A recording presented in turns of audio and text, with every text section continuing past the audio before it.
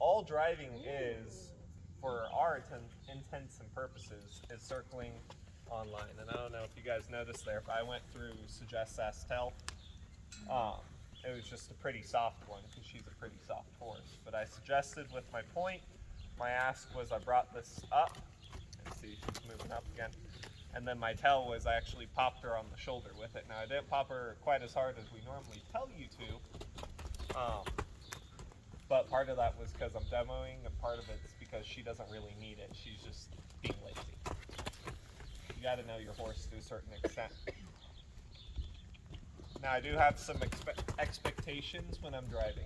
For example, I expect the horse to continue to go once they're fully trained until I give them another cue.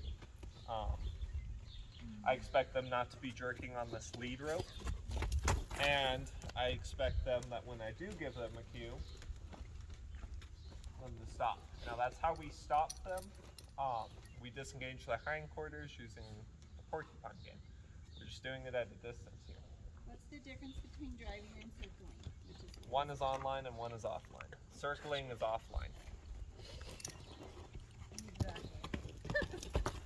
Driving is online. That's it. Really. There's some differences in how you ask. Heidi. I know.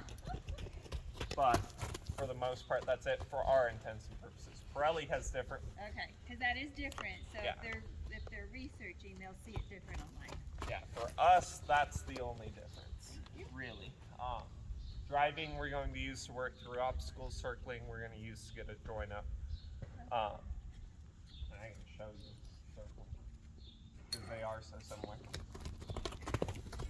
So when you're circling a horse, it's the same concept, except for when I go to stop her, I'm going to back off. You'd think circling would be before driving, not the other way around. Well, in the grand scheme of things, it is. Yeah. Because when I'm working a level 5 horse, it's all I can